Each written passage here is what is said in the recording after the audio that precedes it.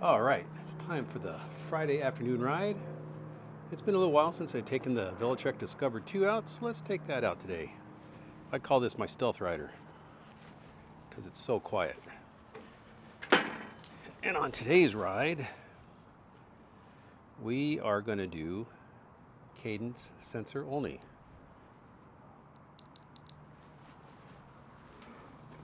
Because if you don't know, you now have the option of riding in torque sensor or cadence sensor. Let's go this way.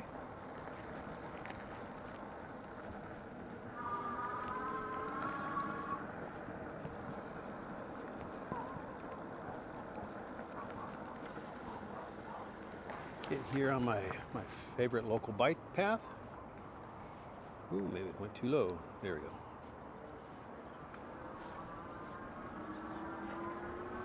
So yes, this could be the first whole ride in cadence sensor. Because on my last video that I did with this, it was just showing you the quick difference between the torque and the cadence.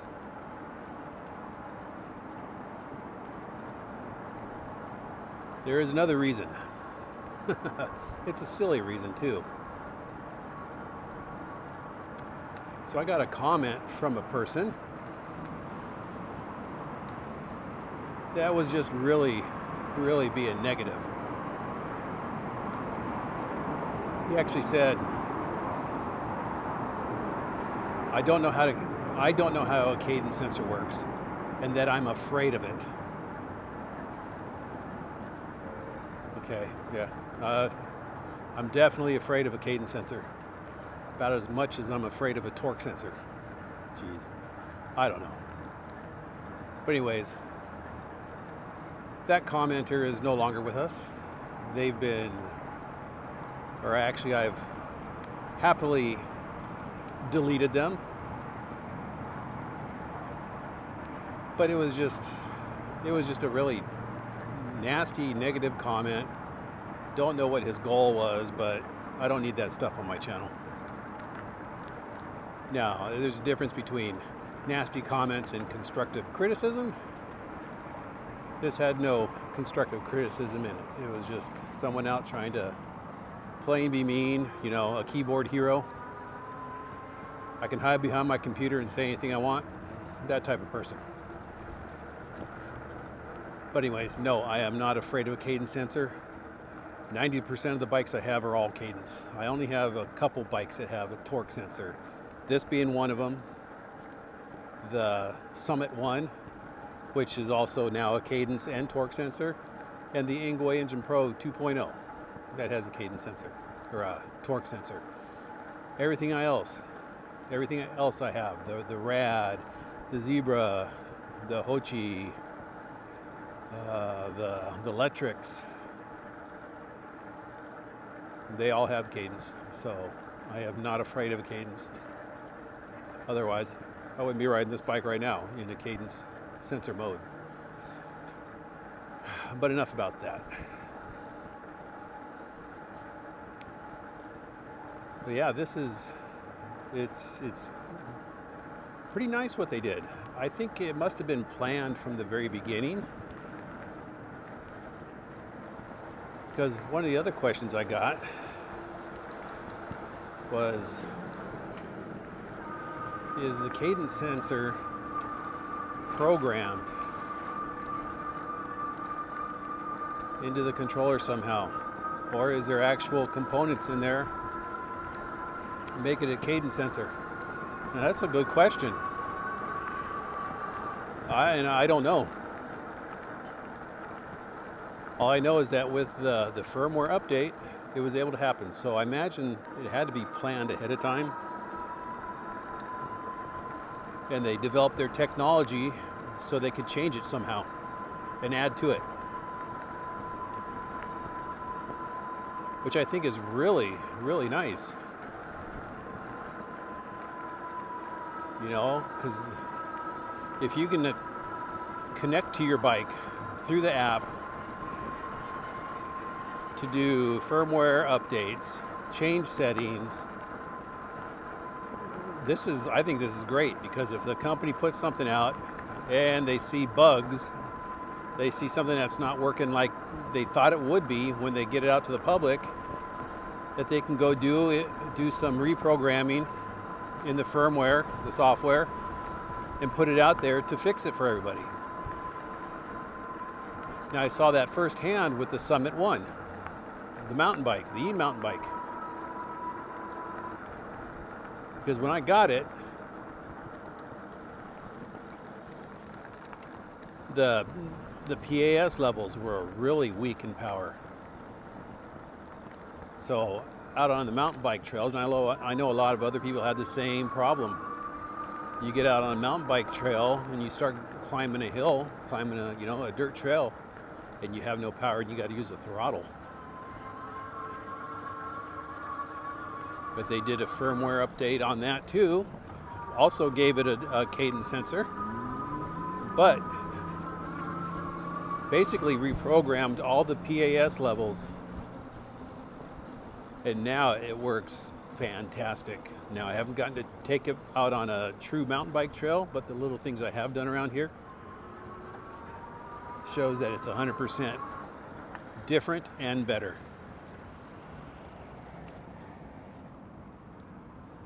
So that kind of technology that they can put into bikes nowadays, I think, is just very helpful. Because I don't know about you, I don't know how many people have gotten a bike and you're stuck with what's pre-programmed in there and you can't do anything about it.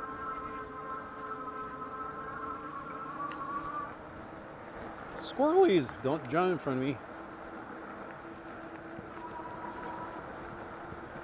Yeah, today I was looking forward to this, just taking this out on a full cadence sensor ride. And I actually find myself missing the cadence sensor. Because I spent a lot of time with the Summit 1, with this one, and the Ingwe. Now, I haven't gotten to ride the Ingwe in a while, but I will this weekend. Riding with the torque sensor. But cadence sensor really is the way to go if you're just out to really enjoy your ride. And what I mean by enjoying, not worrying about what the bike is really doing, but be able to just look around and see your surroundings. If you're riding with a buddy, you ride side by side and talk to each other and have a regular conversation. You're still moving your legs. Yeah, you're not getting as much exercise as you would be on a torque sensor or just a regular bike.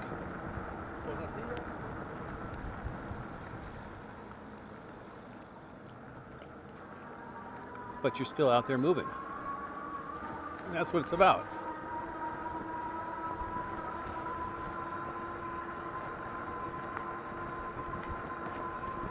So if you're looking for a cruiser type bike, not a cruiser, I mean a commuter that you can use as a cruiser. It's not got the fat tires, it's got the normal size tires.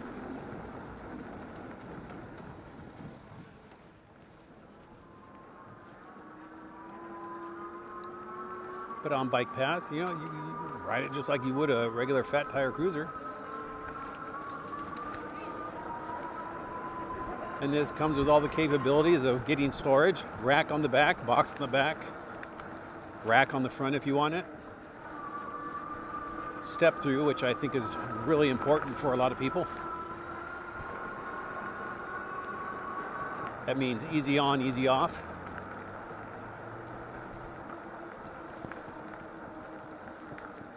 So this is just an all-around great bike.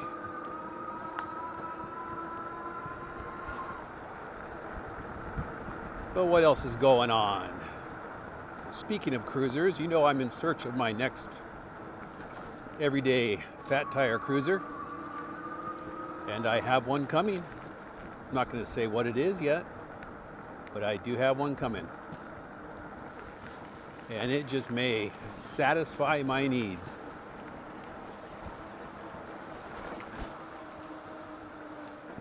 I'm not sure when it's going to get here yet.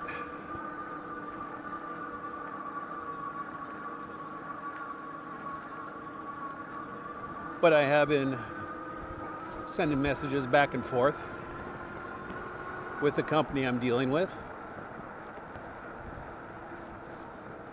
And I do have a tracking number, but it just doesn't say when yet. But I am looking forward to that for me and to bring it to you.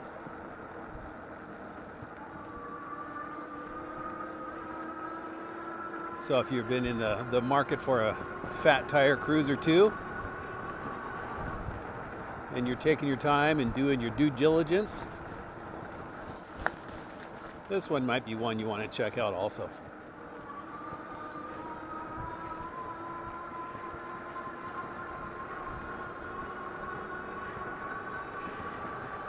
And when I get it, I'll do all the regular stuff I do with it, review. This one I think I'm going to do a little different. I know when I do reviews, I say I'm not really a spec guy. I just want to show the rider experience. But I think I'm going to change that up a little because I do think it's important for people to know about the bike, not just the rider experience, but about the bike firsthand. From someone independent from the company. So I will be doing, my review on this will be probably a little different than my other ones.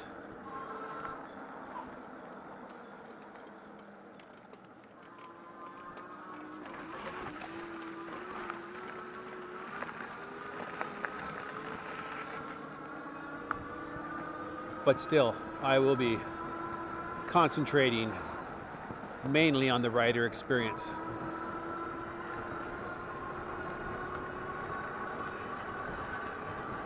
And letting you know what I think, if I think it needs any upgrades to make it a more comfortable bike, and so on.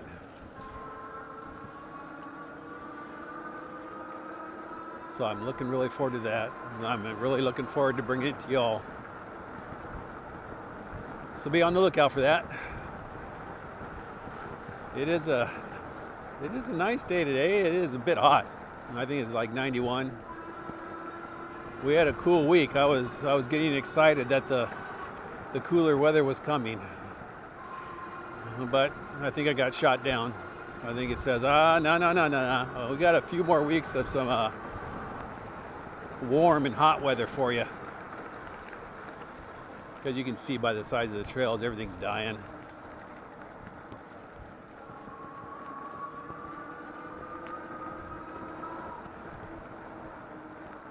This trail will look a lot different when winter's here and all these weeds have been like knocked down and fallen over. And this part of this trail is really nice in the fall because of all the leaves and the changing color of the leaves. But I really want to find a place to do some fall color riding this year. I really wanted to get to Yosemite. I just don't know if I'm going to be able to get there during the fall color because we got a pretty big vacation coming up where we're going to be gone for about 3 weeks. So I'm going to have to make sure I pre-record some videos ahead of time for y'all, because I will be pretty much out of touch. No cell service, no nothing.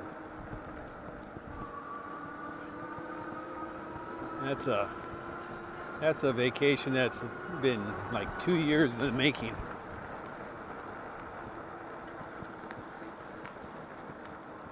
And no, it's not an e-bike vacation. Let's just say there's foreign language involved and a lot of ocean. And I'll leave it at that.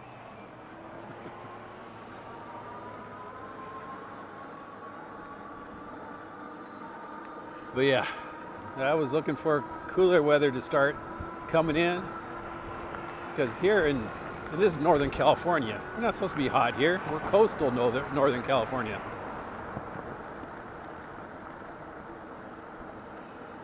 I also really want to get the Velotric Summit 1, the e-mountain bike I have, out in more of the Santa Cruz Mountains up there on the regular e-bike trails, or mountain bike trails.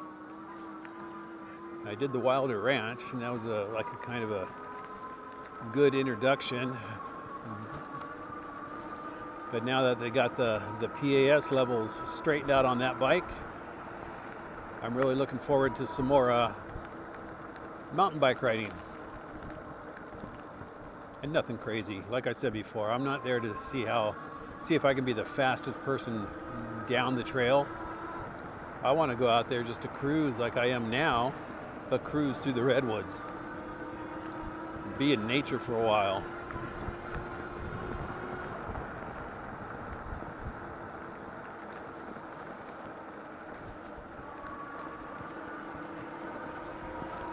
We got this trip coming up later on this month out to Arizona to see the two new Lectric bikes that I know nothing about yet, that I'm speculating is a e-mountain bike or a upgraded XPeak, like an XPeak 2.0. Now that would be pretty cool. Either or.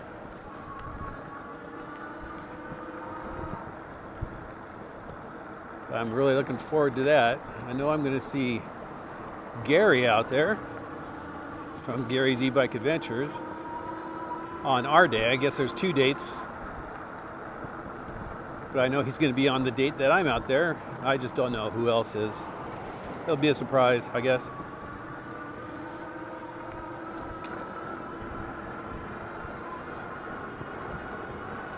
But I'm really looking forward to that. Maybe a little nervous too, because you know it's a first kind of like creator event I've ever been to. So those thoughts are always in your head. It's like, am I good enough? Am I good enough to be with those people? And I start thinking about it, and I'm like, well, you know what? Those people are probably thinking the same thing.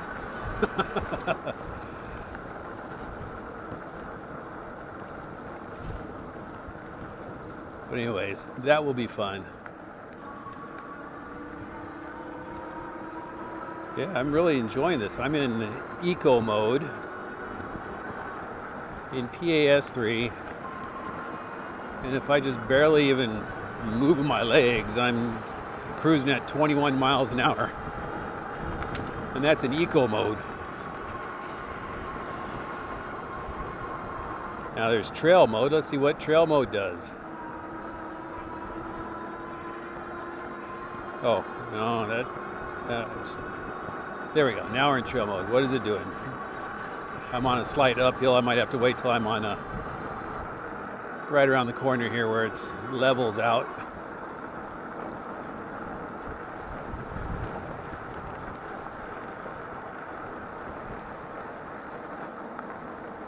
There we go. Now we'll try and see what it does. Just barely moving my legs, not putting any pressure on the chain or anything. 22, 23, 24.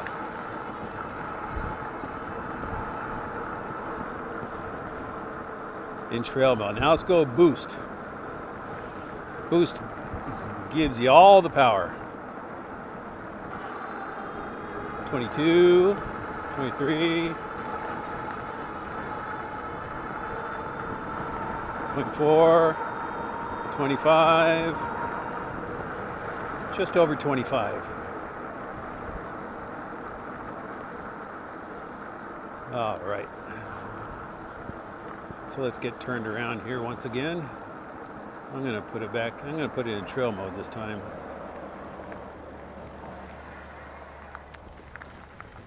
Let's go up the dirt road.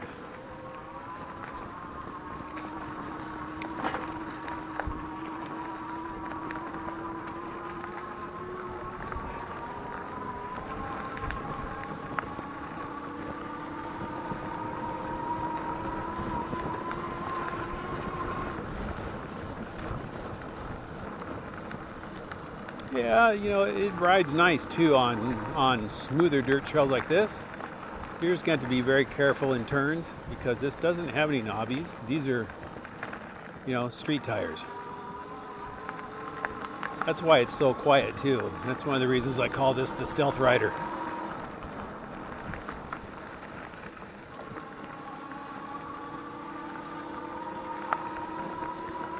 And it is quieter when you're in torque sensor mode.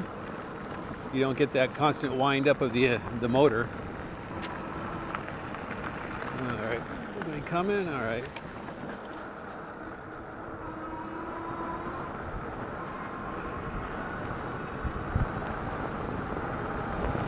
So if you are interested in this bike, be sure to check out the link I have below. Even if you just want to go see more of the specs on this bike or compare it to some of the other Velotric bikes, go ahead and click that link there. It'll take you right to their site.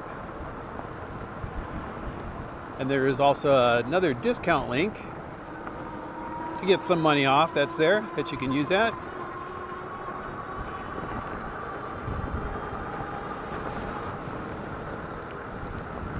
But I've got the bike pointed back towards home. I've seen that gentleman before. He's a really nice guy. Last time he said hi to me. I think I just came up on too quick this time. But anyways, got a bike pointed back towards home. Getting ready for the weekend, so you have a great day, a great ride, a great week, and I will see you on the next video, which shouldn't be too long from now. Bye.